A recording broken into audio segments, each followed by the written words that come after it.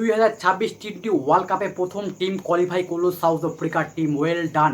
ভারতের পরে সবচেয়ে বেশি শক্তিশালী দল হচ্ছে সাউথ আফ্রিকার টিম। 7 উইকেটে জয়লাভ করলো নিউজিল্যান্ডের বিপক্ষে। নিউজিল্যান্ড প্রথমে ব্যাটিং করে 175 রান করে মাত্র 7 উইকেটে, কিন্তু সাউথ আফ্রিকা আজকে যে দুর্দান্ত ব্যাটিং করেছে, 19 বলে 50 রান করেছে ইডেন মার্ক্রেম এবং 44 বলে 86 রান নট আউট হয়ে সাউথ আফ্রিকাকে জয় লাভ দেয়। এবং ডেভিড মিলার তার সাথে 17 বলে 24 রান করেছে। David Miller record run chase করলো আজকে সাউথ আফ্রিকা। 17 ওভার 1 বলে এই রানটা চেস করলো, 175 রান করেছে, কিন্তু ফাইনালি এই রানটা চেস করলো সাউথ আফ্রিকা।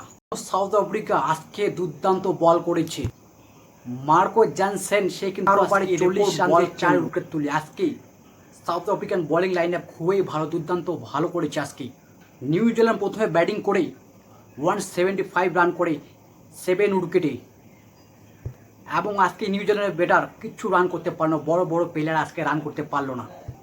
এবং মার্ক চ্যাপম্যান সে কিন্তু আজকে ভালো খেলেছে, 26 বলে 48 রান করে। এবং নিউজিল্যান্ডের টাগলু ভাই মিটেশ আজকে কী ভালো খেলেছে। আজকে 24 বলে 32 রান, সবচেয়ে ঘাটিয়া খেলেছে। কীরকম করে ভালো বলবো, কীরকম করে জিতবে। এবং সান্টানার নিউজিল্যান্ডের ক্যাপ্টেন আজকে 10 বলে 4 রান করেছে। কীরকম করে নিউজিল্যান্ড টিম জিতবে। আজকে রচিনন্দ্রা ফেল, সবাই ফেল হলো।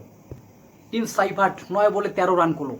এ কিন্তু একটা ম্যাচ উইনার। এ কত রান করে ব্যাক টু ব্যাক রান করতেছে। টিম সাইফার্ট কত রান করবে। এবং আজকে নিউজিল্যান্ডের বোলিং লাইন আপ খুবই খারাপ হয়েছে আজকে। কি বলবো, একদম ঘাটিয়া বোলিং এবং ক্যাপ্টেন্সি খুবই খারাপ হয়েছে।